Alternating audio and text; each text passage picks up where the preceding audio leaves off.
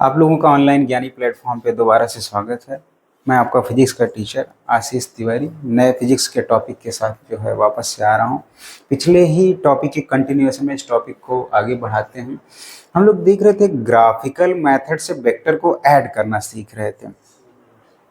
पिछले वीडियोस में वेक्टर के लिए थोड़ा सा मैथ हम लोगों ने बना लिया था, उसी के कंटिन्यूएशन में ग्राफिकल मेथड से एडिशन हम लोग देख रहे थे।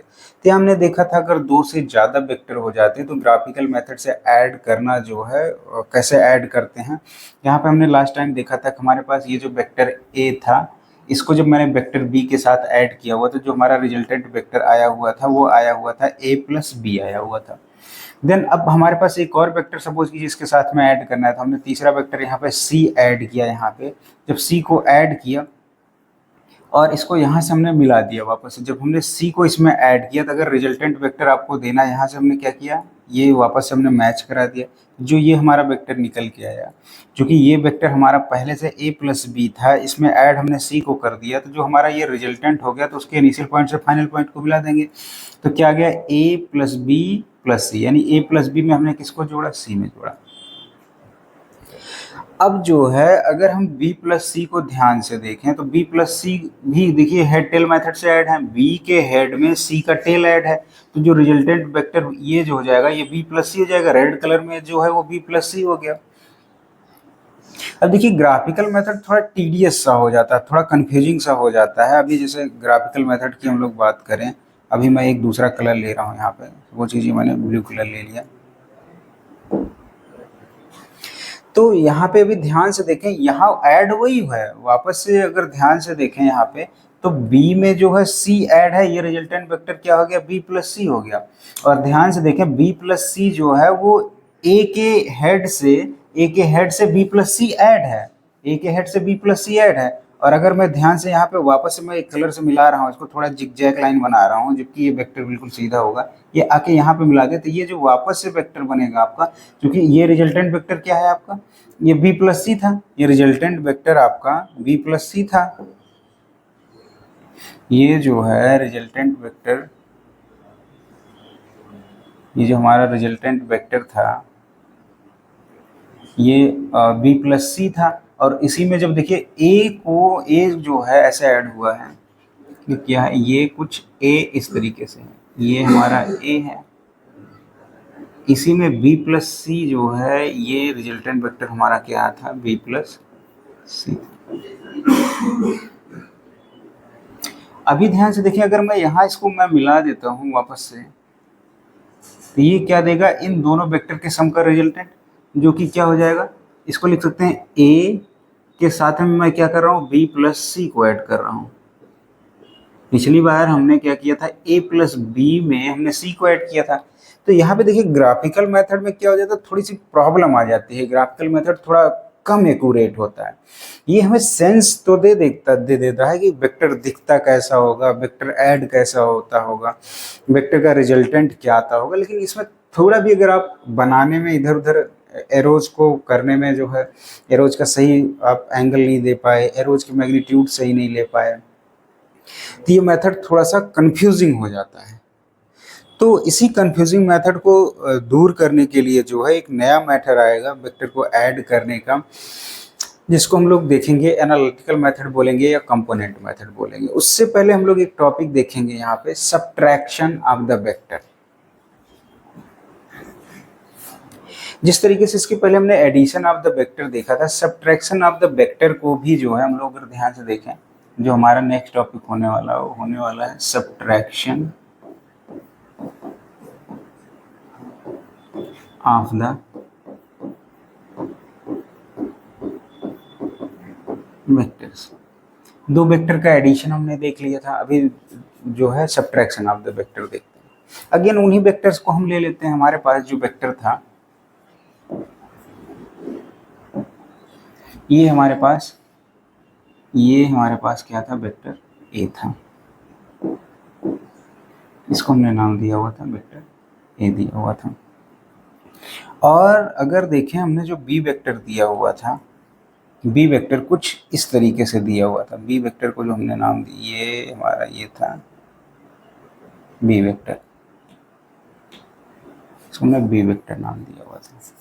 जब ए प्लस बी को हमने ऐड किया था, ध्यान से देखिएगा, जब हमने ए प्लस बी को ऐड किया हुआ था, ए को हमने लिख दिया था कुछ इस तरीके से, ये हमारा क्या था,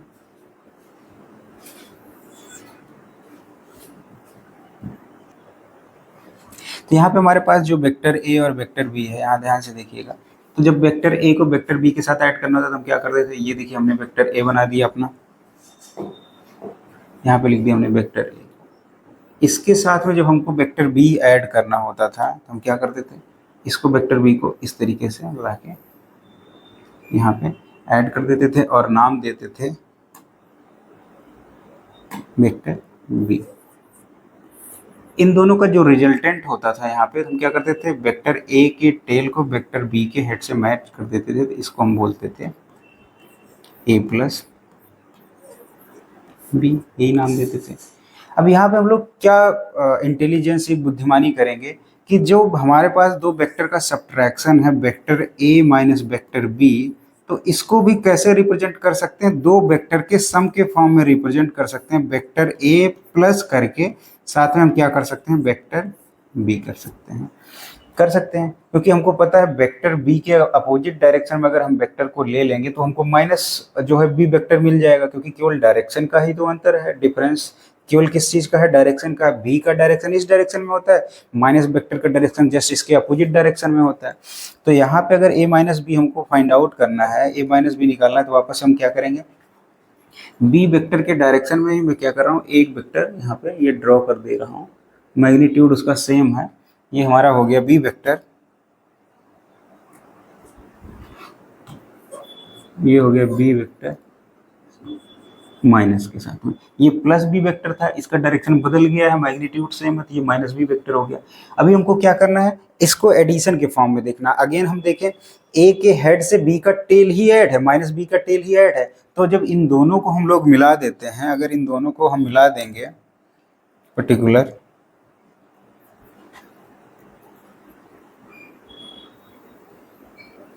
तो ये जो वेक्टर हमारा निकल के आएगा, resultant vector A plus minus B vector हो जाएगा, तो जिसका अल्टीमेटली मीनिंग क्या होता है, vector A minus vector B. अब देखिए सेम, जब आपको आपने एक बार जो है सब्ट्रैक्शन को एडिशन के फॉर्म में लिख लिया, तब कितने भी वेक्टर आ जाए जस्ट आप उसका अपोजिट करते चले जाइए, बस इतना ही आपको ध्यान रखना है कि हेड टू टेल मेथड है ये, एक वेक्टर के हेड से दूसरे वेक्टर के टेल को ऐड करना है, चाहे वो नेगेटिव में हो या फिर पॉजिटिव में हो। तो यहाँ पे जो है हमारा जो टॉपिक था, addition of vector and subtraction of vector, wind up होता है। अब हम लोग जो है इसको यहीं पे समाप्त करते हैं। अभी जैसे हम लोगों ने ग्राफिकल मेथड से वेक्टर को ऐड करना देखा था, बट ग्राफिकल मेथड क्या हो गया, थोड़ा टीडियस होता है, वो हमें एक विजुअलाइजेशन तो दे देता है, वेक्टर कैसे दिख रहा है, वेक्टर कैसे ऐड हो रहा है, वेक्टर कैसे सब्ट्रैक्ट हो रहा है, बट इसमें एक्यूरेसी की कमी है। अगर थोड़ा भी आप चूके, आपको हमेशा मैग्नीट्यूड का ध्यान देना पड़ेगा, एंगल का ध्यान देना पड़ेगा। आप मैग्नीट्यूड का ध्यान तो दे सकते हो, लेकिन एंगल का ध्यान नहीं दे सकते। जैसे अभी आपने देखा था, जब मैं तीन वेक्टर को ऐड कर रहा था, vector A plus vector B plus vector B को जब मैं ऐड कर रहा था, या एसोसिएटिव प्रॉपर्टी में बता रहा था, तो थोड़ा सा जो है एरो को ऊपर नीचे करने में गड़बड़ी हो गई थी, तो वेक्टर ए जो है वेक्टर बी प्लस सी से कैसे चिपक गया था बिल्कुल। तो इन्हीं सारे प्रॉब्लम्स के कारण जो वेक्टर को ऐड करने का ग्राफिकल मेथड है वो उतना इफेक्टिव नहीं होता है। तो उस चीज को छोड़ के इफेक्टिव मेथड कौन सा है, resolution of the vector. Resolution का बेसिकली मतलब है, यहाँ पे रेजोल्यूशन का मीनिंग है कि जो है, जो हमारे पास रेजोल्यूशन का जो हमारे पास मीनिंग है, रेजोल्यूशन ऑफ वेक्टर को अगर हम लोग ध्यान से देखें, जो रेजोल्यूशन का हमारा मीनिंग है, रेजोल्यूशन का मीनिंग बेसिकली होता है इसको टू ब्रेक। रेजोल्यूशन का मीनिंग होता है टू ब्रेक। ये जो हमारा रेजोल्यूशन था, यहाँ पे जो रेजोल्यूशन लिखा हुआ था, रेजोल्यूशन जो लिखा हुआ था, उसका मीनिंग होता है टू ब्रेक। वेक्टर को हमने देखा था, हमारे पास दो वेक्टर था, एक वेक्टर हमने कुछ इस तरीके से लिया हुआ था, हमारे पास जो दो वेक्टर्स थे। अभी जैसे देखते हैं, हमारे पास सपोज कीजिए एक वेक्टर क्या हो गया, ये हो गया वेक्टर, मैंने ए ले लिया। दूसरा वेक्टर मैंने कुछ इस तरीके से वेक्टर बी ले लिया, रेजोल्यूशन ऑफ द वेक्टर मैं समझ रहा हूँ। और हमारे पास कोई तीसरा वेक्टर है, कुछ इस तरीके से हमारे पास कोई तीसरा वेक्टर ए है, हम सपोज कर लेते हैं ये हमारे पास कोई एक तीसरा वेक्टर ए है। तो अगर ध्यान से देखें, ए को पैरेलली मूव करें, पैरेलली कहीं भी मूव करें जो है, तो इसका क्या होता है, ना डायरेक्शन चेंज होता है ना मैग्नीट्यूड चेंज होता है। तो ए को कैसे लिख सकते हैं, ए को क्या लिख सकते हैं, ऐसे जो है वेक्टर को लेमडा इंटू ए।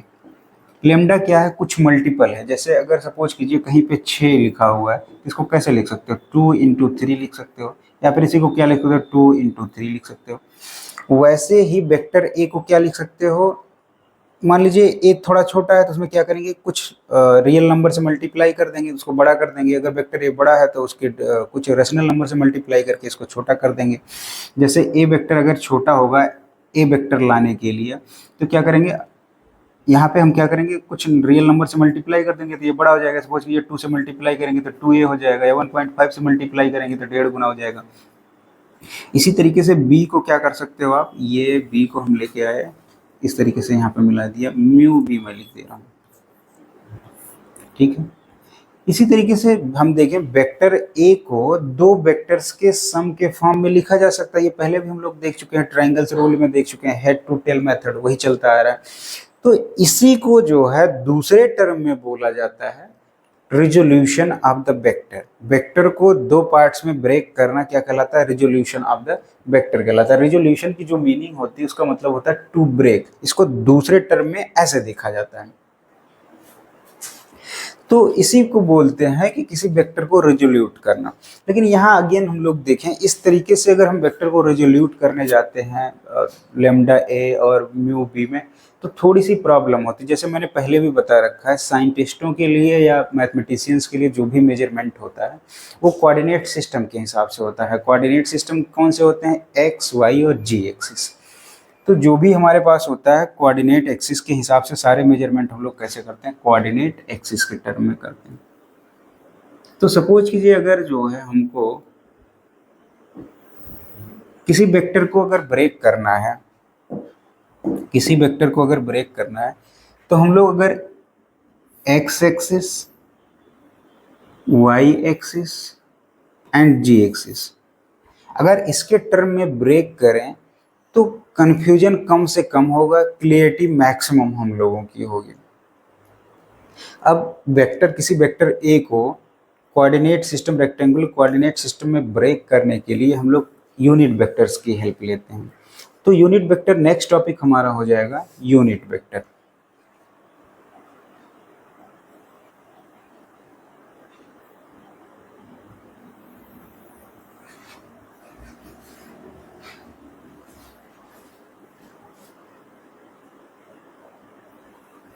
नेक्स्ट टर्म जो रहेगा हमारा वो रहेगा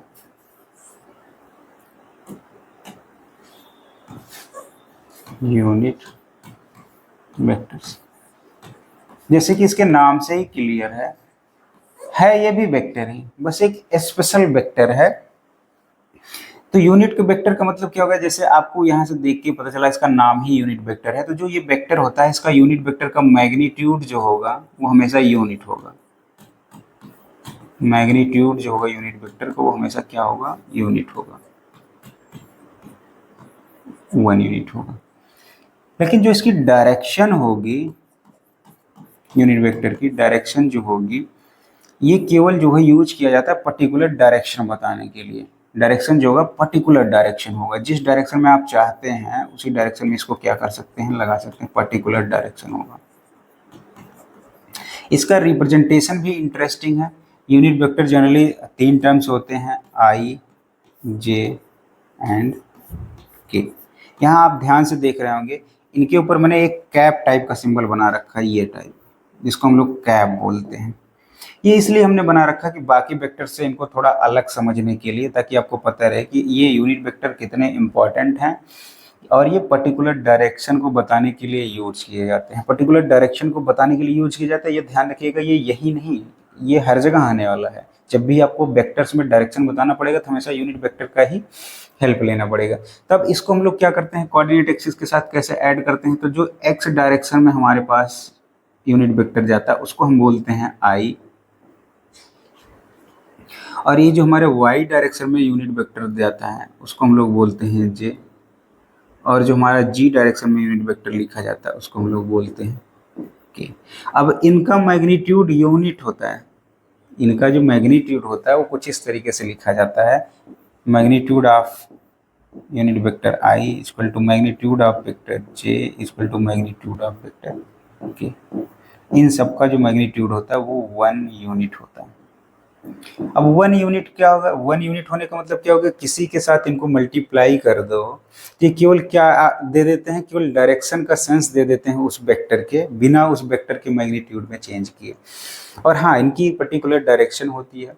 एक्स एक्सिस में यूनिट वेक्टर को हम हमेशा आई से डिनोट करते हैं, वाई एक्सिस में यूनिट वेक्टर को हम हमेशा जे से डिनोट करते हैं, और जेड एक्सिस में हमेशा हम यूनिट वेक्टर को के से ही डिनोट करते हैं। तो हमने देखा कि जब भी किसी वेक्टर को हमको रिजोल्यूट करना होता है, उसको ब्रेक करना होता है कंपोनेंट्स में, तो हम उनको डायरेक्शन देने के लिए रेक्टेंगुलर कोऑर्डिनेट सिस्टम में यूनिट वेक्टर्स का यूज करते हैं। यूनिट वेक्टर का मैग्नीट्यूड 1 होता है और ये पर्टिकुलर डायरेक्शन में ये डायरेक्टेड होते हैं। जैसे एक्स एक्सिस में आई, वाई एक्सिस में जे, और जेड एक्सिस में क्या हो गया, के हो गया।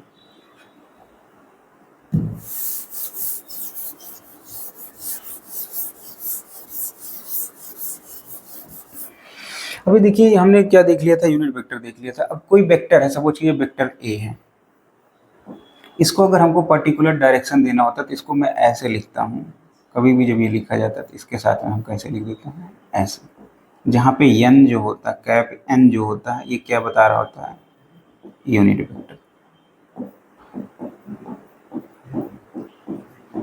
तो अगर आपको यूनिट वेक्टर किसी डायरेक्शन में हो गया, ए को हमने पर्टिकुलर डायरेक्शन देख दिया, उसके मैग्नीट्यूड के साथ में, ये तो मैग्नीट्यूड हो गया कि कितना बड़ा या कितना छोटा वेक्टर है, ये इसका क्या बता रहा है, मैग्नीट्यूड बता रहा है। लेकिन जो यहाँ पे एन मैंने लगा रखा है वो क्या बता रहा है, डायरेक्शन बता रहा है, पर्टिकुलर डायरेक्शन बता रहा है। यही यूनिट वेक्टर का कमाल है, क्या किसी भी डायरेक्शन में इसको पॉइंट कर सकते हो। तो ऐसे कहा जाता है जब भी आपको किसी भी वेक्टर का यूनिट वेक्टर निकालना होगा तो आप क्या करेंगे, उस वेक्टर को उसके मैग्नीट्यूड से डिवाइड कर देते हैं। ये हमारा क्या हो जाता है, यूनिट, उस वेक्टर का यूनिट वेक्टर मिल जाता है। अब हम लोग देखेंगे कि हमने ये सीख लिया था कि वेक्टर को जो है दो चीज़ों के सम के फॉर्म में लिखा जा सकता है, ये पहले से भी हम लोग जानते थे, एडिशन ऑफ वेक्टर को हमने करके भी देखा था। इसके बाद हमने देखा कि वहाँ थोड़ा सा डायरेक्शन बता पाना थोड़ा मुश्किल था, तो हमने किसका यूज किया, कोऑर्डिनेट सिस्टम का यूज किया। कोऑर्डिनेट सिस्टम में डायरेक्शन बताने के लिए हमने आई, जे और के यूनिट वेक्टर का यूज किया। तो हमारा जो नेक्स्ट टॉपिक टर्म होगा, यूनिट वेक्टर को भी हमने देख लिया। अब हम देखेंगे कि कैसे वेक्टर, किसी वेक्टर को कैसे ब्रेक करते हैं रेक्टेंगुलर कोऑर्डिनेट सिस्टम के साथ में। ठीक है, अभी जैसे हमने देखा था कि हमने एक वेक्टर ए लिया हुआ था, अगर उसको आपको क्या करना है, ब्रेक करना है दो पार्ट में, तो उसी वेक्टर को हम यहाँ पे लेके आते हैं। अभी हम क्या करेंगे, मोशन इन प्लेन पढ़ रहे हैं तो एक डायमेंशन को हम क्या कर दे रहे हैं, यहाँ से रिमूव कर दे रहे हैं। ठीक है, सो दैट कि आपके लिए ईजी हो जाए। इसको एक्सटेंड किया जा सकता है 3 डायमेंशंस के लिए भी। फिर फिलहाल हमने क्या किया हुआ है, मोशन इन प्लेन स्टडी कर रहे हैं, तो उसी वेक्टर को मैं यहाँ पे ला के रख रहा हूँ।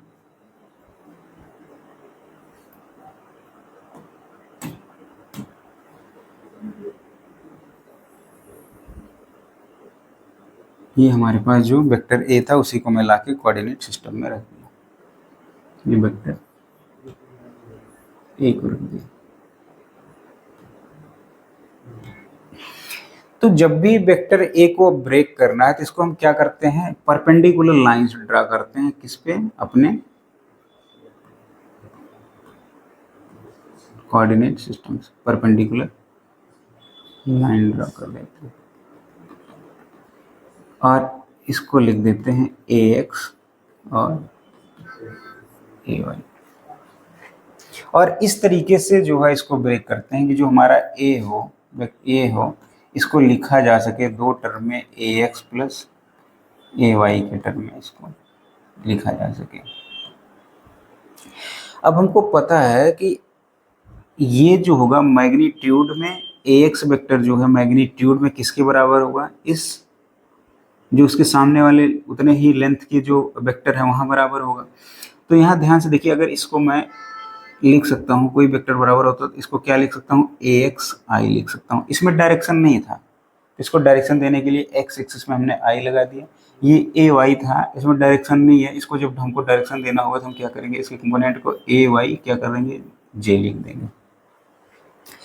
तो जब अब इसी को वेक्टर फॉर्म में अगर हमको लिखना है वेक्टर ए को, तो इसको दो कंपोनेंट में हमने ब्रेक कर दी, जैसे पहले भी ब्रेक किया हुआ था। इसको दो कौन से कंपोनेंट हो गए, ax i plus ay ji.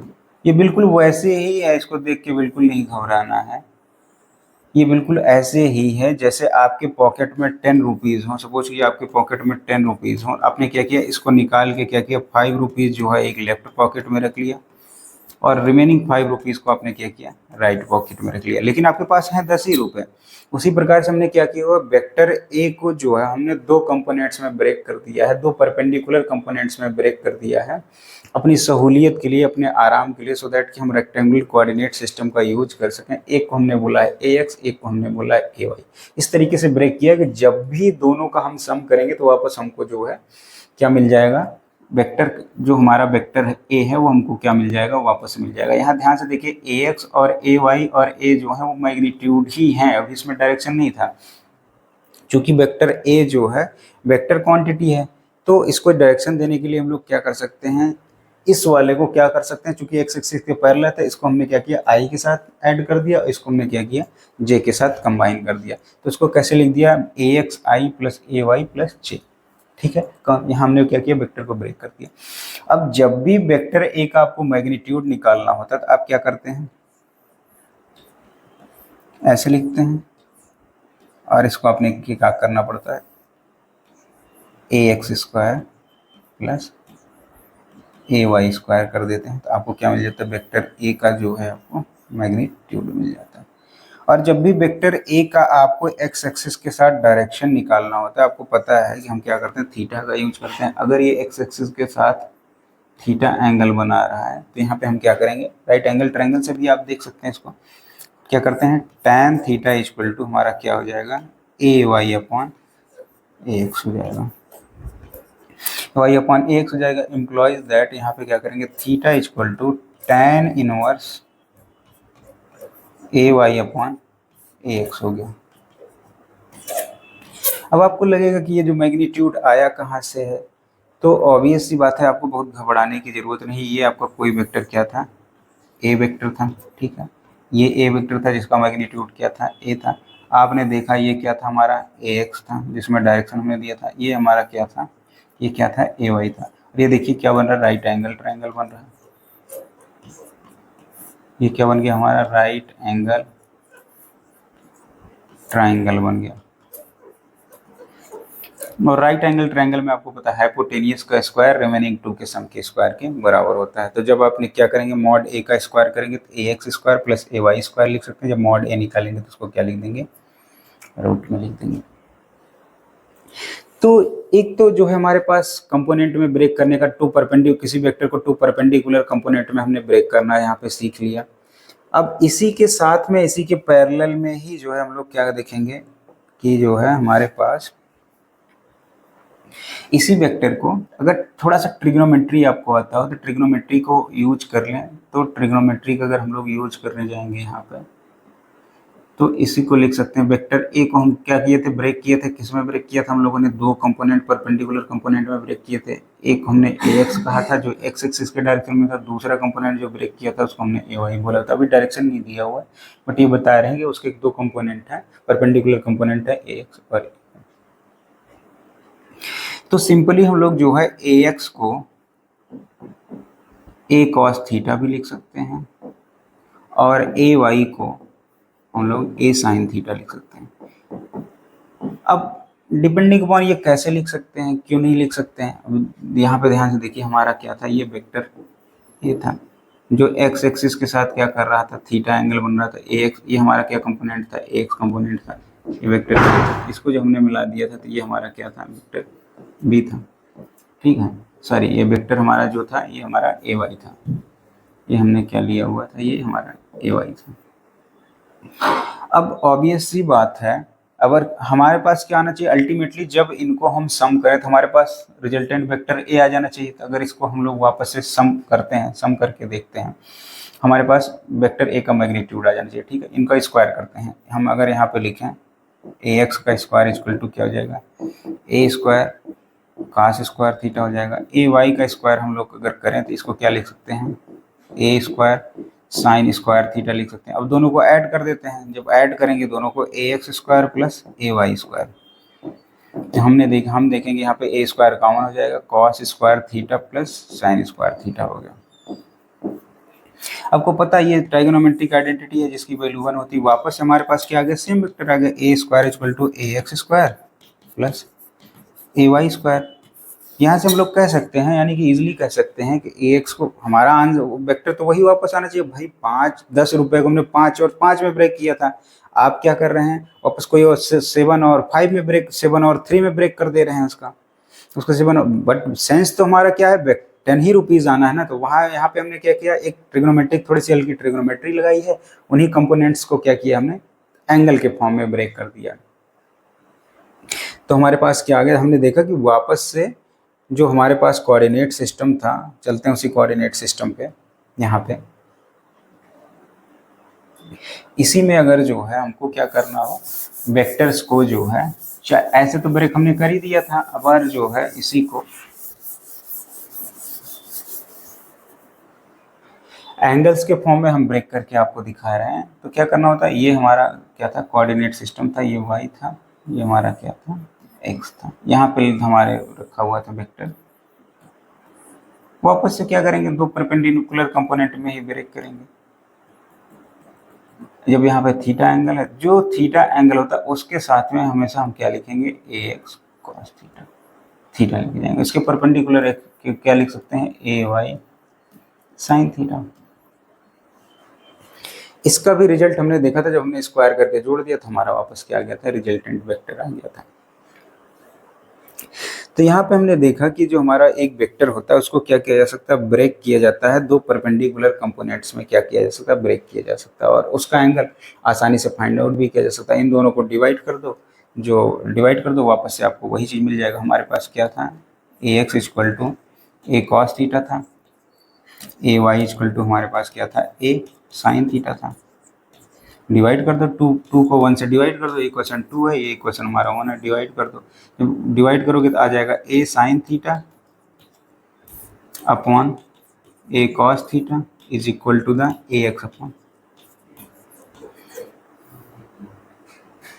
Sorry a y upon a x हो गया था, a y upon a x आ गया, ए से ए कैंसिल हो गया। इसकी वैल्यू क्या होती है, tan थीटा इक्वल टू क्या आ गया, ए वाई अपॉन ए एक्स आ गया। अगेन देखिए थीटा जब आप निकालेंगे तो यहाँ क्या हो गया, tan inverse A y upon a x हो गया। अब जो इतनी लंबी कहानी मैंने रावी झेलम नदी जैसी इतनी लंबी कहानी सुनाई है, बस उसको मैं क्या करने जा रहा हूँ, समराइज करने जा रहा हूँ। तो किसी भी जो है वेक्टर को, किसी भी वेक्टर को हम लोग क्या कर सकते हैं, दो कंपोनेंट में ब्रेक कर सकते हैं। अगर मोशन इन प्लेन कर रहा है, वही वेक्टर लेते हैं, ए को ब्रेक कर सकते हैं ए x I plus a Y जे में हमने ब्रेक कर दिया। अब इसी को कैसे लिखा जाता है, ये यहाँ पे इसका मैग्नीट्यूड है, ये इसका जो है कॉफिशिएंट है। कभी कभी इन्हीं वेक्टर को कुछ ऐसे तरीके से भी लिखा जाता है। अब अगर ए एक्स 1 है प्लस ए वाई जो है आपका क्या है, वो भी 1 है। यही वेक्टर सपोज कीजिए आपने ए एक्स ए वाई इस तरीके से ब्रेक किया कि कुछ यहाँ पे और आ गया 2i प्लस 3g हो गया।